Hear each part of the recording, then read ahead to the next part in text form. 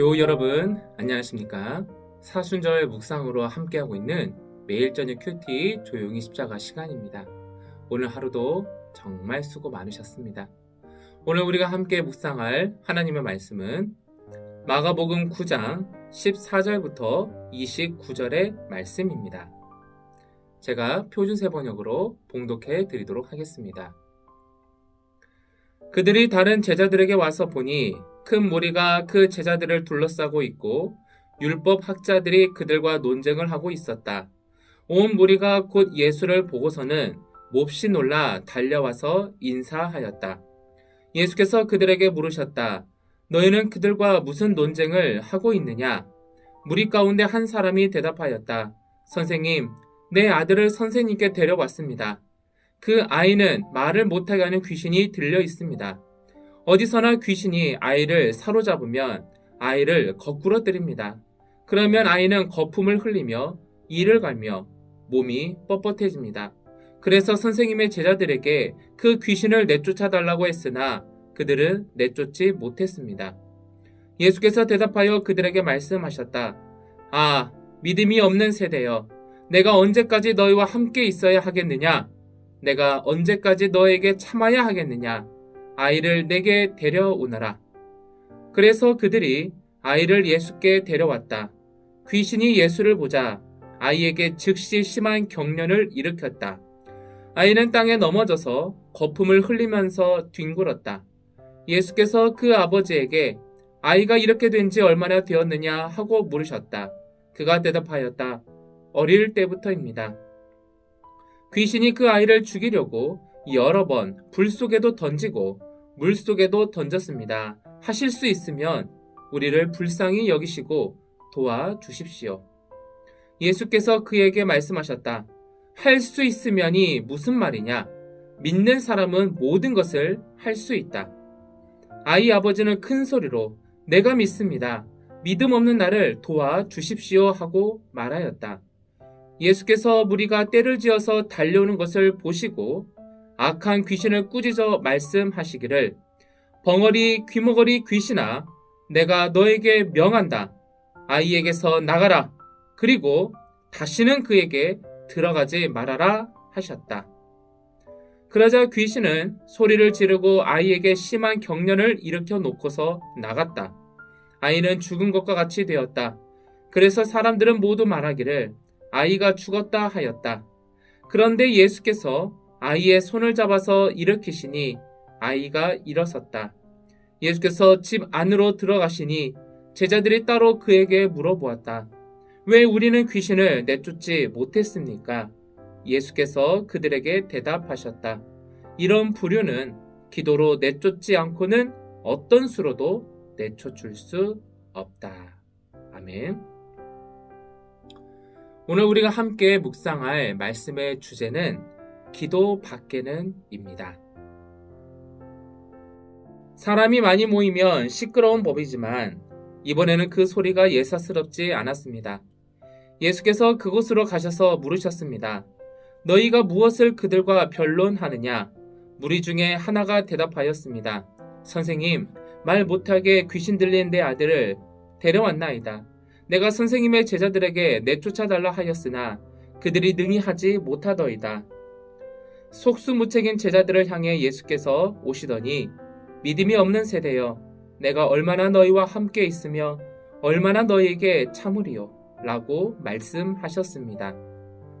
그리고 그 아이를 데리고 오라 하십니다. 제자들 중에 투덜거린 사람이 하나쯤 있지 않았을까요? 저런 아이에게 섣불리 손을 댔다가는 망신살만 뻗칠 텐데. 이 대화에서 우리는 분명한 사실을 하나 봅니다. 곧 예수께서 제자들에게 병을 고치는 능력이 있음을 이미 알고 계셨다는 점입니다. 너희가 왜 못하느냐 하는 힐책은 그래서 나온 것입니다. 그들도 고칠 수 있는 바로 그것을 어떻게 몰랐을까요? 아이 아버지가 하는 말에 따르면 그 아이는 귀신이 밀어넣은 대로 물에도 들어가고 불에도 들어갔습니다. 아버지는 그것이 안타까워 아들을 데리고 왔는데, 희망을 가지고 왔는데 제자들이 우물쭈물 구경만 할 뿐 엉거주춤하고 있어서 자연 언성이 높아졌습니다. 무엇이든 할 수 있는 일을 해 주십시오. 그 아비가 다시 나섰습니다. 그러자 예수님은 말씀하셨습니다. 할 수 있거든이 무슨 말이냐? 믿는 자에게는 능치 못할 일이 없느니라. 주님 대답은 언제나 이처럼 시원시원합니다. 아이 아버지는 지혜로운 사람이었습니다. 그는 자신이 대답해야 할 것을 즉시 깨달았습니다. 큰 소리로 내가 믿나이다. 나의 믿음 없는 것을 도와주소서라고 간청하였습니다. 믿음이 관건이라는 것을 즉시 알아차린 것입니다. 돈이 아니었습니다. 입에 발린 말이 아니었습니다. 오직 믿음, 바로 그것이었습니다. 믿음의 고백을 듣자 예수께서 명하십니다. 말 못하고 못 듣는 귀신아, 내가 내게 명하노니 그 아이에게서 나오고 다시 들어가지 말라. 예수님이 말씀하시자 그 효과가 당장 나타납니다. 믿음은 산을 움직이는 강한 능력입니다. 믿음은 사망을 생명으로 옮기는 신비입니다. 그 믿음이 확인된 순간, 그리고 귀신을 향한 명령이 있던 그 순간, 귀신이 아이를 죽은 것처럼 넘어뜨리고 나갑니다. 고통과 혼란이 지배하던 그 자리는 기쁨이 충만한 자리로 바뀝니다. 놀라움으로 가득해집니다.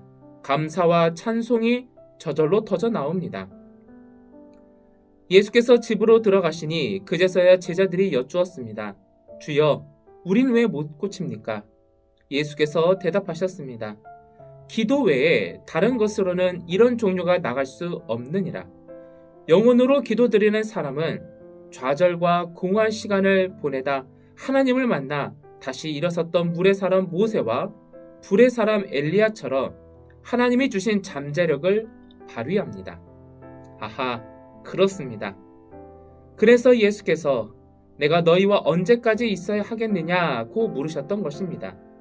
기도는 누구나 할 수 있는 것이고 누구나 하던 바로 그것이었는데 그 기도로부터 엄청난 하나님의 능력이 나타난다는 사실을 비로소 알게 되었습니다.